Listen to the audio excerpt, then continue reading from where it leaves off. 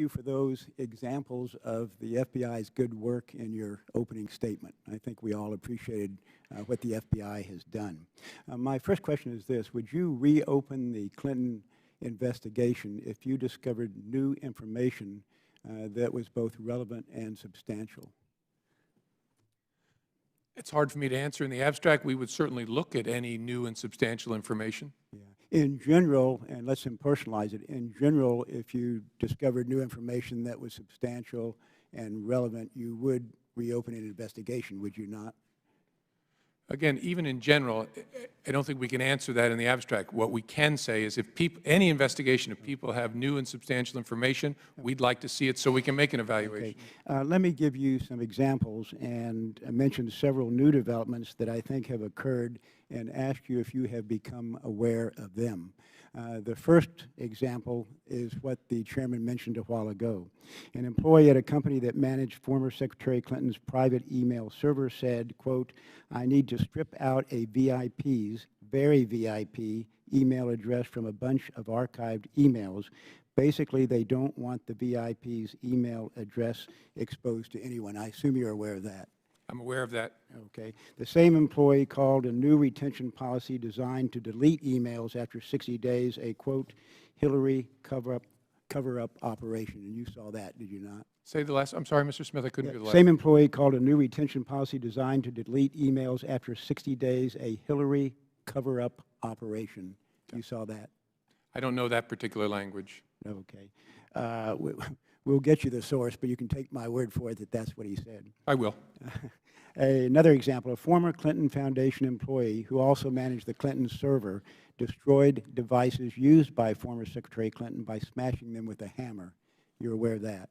Yes. Okay. Two employees of the company that managed former Secretary Clinton's server recently pled the Fifth Amendment to Congress to avoid self-incrimination. You're aware of that? Yes. Okay. And then lastly, 15,000 more work-related emails were discovered, though there had been an attempt to wrongly delete them. And you're aware of that? I think we discovered them. Right. To me, Director Comey, what I've cited are not the actions of innocent people. There is a distinct possibility that Mrs. Clinton or her staff directed others to destroy evidence in a government investigation, which of course is against the law. So I would urge you to reopen your investigation. Do you want to comment on that? I don't. Okay. I know you can't tell us whether you have or have not, but I believe I've given evidence of new information that is relevant and substantial that would justify reopening the investigation. My next question is this. I know you've granted immunity to a number of individuals, but if you had new information that is relevant and substantial, you would be able to investigate them further, wouldn't you? Not to quibble, the FBI doesn't grant immunity to anybody. The Department of Justice is able to grant very different kinds of immunity. Yeah, and immunity, if new and substantial evidence develops, either that a witness lied under a grant of use immunity or under any kind of immunity, of course the Department of Justice can pursue it. Okay. Nobody gets lifetime immunity. Right. Okay. Thank you, Director Comey. Last question is this. As chairman of the Science Committee, I issued the FBI a subpoena on September 19, 2016. The due date for a response was 2 days ago, September 26.